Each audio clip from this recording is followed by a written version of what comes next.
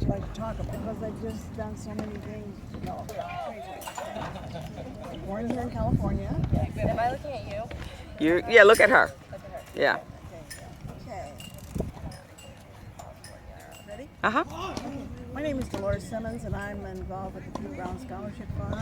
And we're lucky enough today to have a young lady from Los Angeles community and surrounding community here with us. Her name is Brianna Morgan. She's a 22-year-old who has just graduated from college, Florida. University of Florida.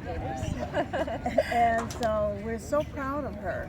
She's a young lady who has had a long-standing relationship with Marty Woods, and so Marty Woods is a really beaming because of the accomplishments that Brianna has had all along her junior year and then on into her college year.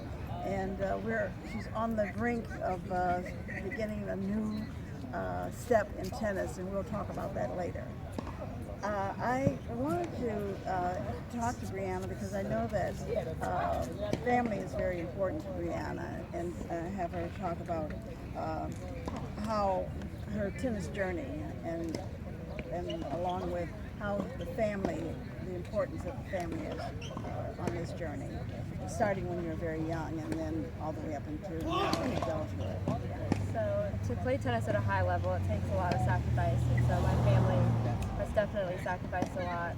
My parents have always been very supportive of me playing tennis, me and my older sister. Who's a very accomplished player also. Yes. So my dad, I mean, he's on the court with us all the time. He works. He has a real estate business, so he's able to work with us basically whenever we need it.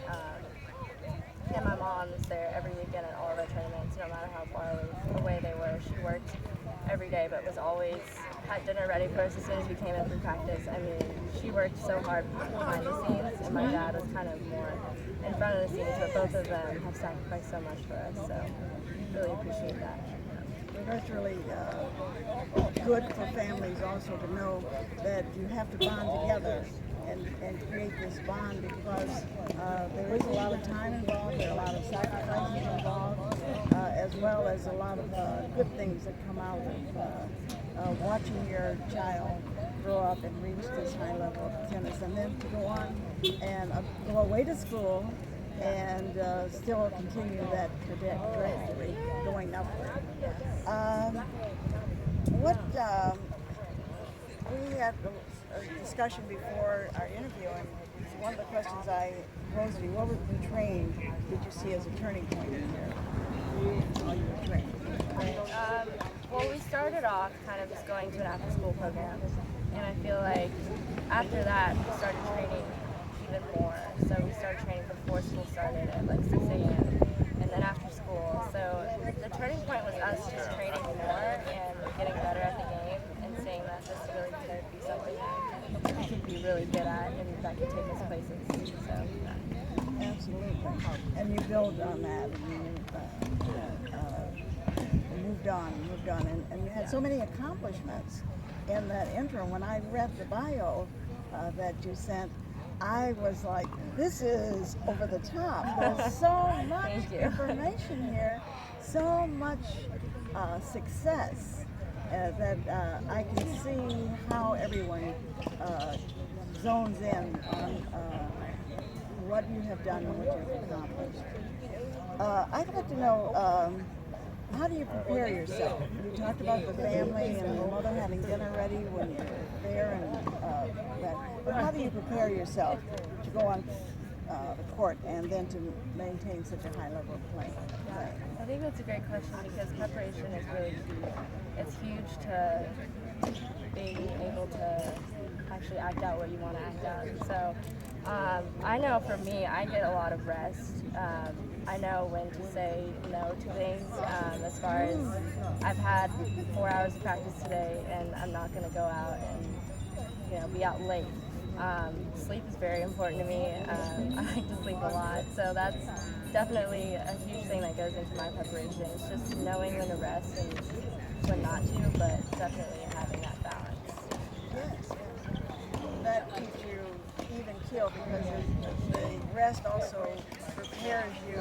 the next day. It's not just for the moment, but it's an ongoing way of maintaining yourself on an even keel, getting that rest. And you talked about how you know that it's very important that you know that you need the rest. Yes. And knowing your own body and knowing what you have in front of you and learning how to gauge that. Yeah, that's important because everyone's different. Absolutely. I guess just knowing yourself and what you need is really important to being able to be prepared. What message would you like to give to young girls that see you and see you as a role model? And certainly that you're a role model to people that you've met, and also the people that you have competed against. Because once you become a winner, then people want to know and aim for, I want to be like her. What would you say to young girls who would like to follow the path of being successful in this game of tennis? I would tell them to have fun. I know it sounds really cliche, but that's definitely something that has to be there because if you're not gonna enjoy what you're doing, you're not gonna want to be there. And so making sure that you're actually enjoying being out there is really, really important. Also, to know that not every day is going to be perfect in practice or in matches. There are going to be days where maybe your forehand isn't working, your backhand isn't working, whatever it may be, and you're going to want to leave the court. So you're going to want to, just walk out and walk away, but really staying out there and working those things out, I think is very important. So just knowing that there's going to be days where it's not going to be fun, but to persevere through those and continue to just push yourself and believe in yourself. And yeah, I think that would be the most important message. And sort of in back of that is also, it seems what you're saying is, when you say every day is you're not going to win, but you also have to learn how to accept the losses. Right. Yes. Exactly. And that's very hard for a lot of people. They begin to get down on themselves, and then it becomes very self-defeating rather than being okay.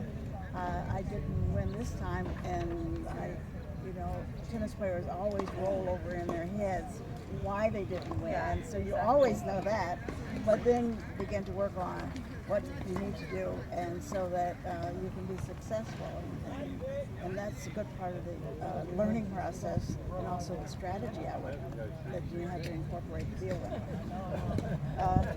I would also like to say that I'd like to ask you in closing this, because I know how you talked about how important family is to you. Well, also I'd like to know what has inspired you to get to this level, and also to continue to reach higher. Right. So just my supportive family has definitely inspired me to get here. And then as far as reaching higher and the endurance, kind of like what I was talking about, when you don't have the results you want, you don't have the performance in practice or match that you want. Really what's helped me is just knowing where my true identity lies, not finding my identity in my sport and whether I'm winning or losing, but knowing that I'm a child of God and I'm still accepted and loved whether I'm winning or losing. That's definitely helped me so much because when you don't really know who you are outside of tennis, and if you're losing, that can really get you down, really make you want to quit, make you depressed, whatever it may be. But when you know tennis is something I do, it's not me, that really helps you to just push on, I guess.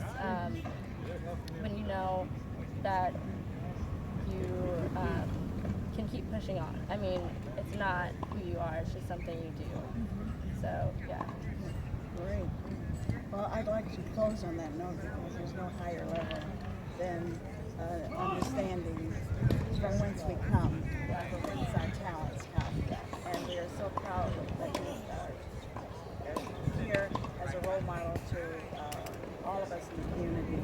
And we really appreciate that you out to Harvard Park with a rebound scholarship fund to have this interview. And thank you so much. No problem. Glad to be here. And we're looking forward to continuing to follow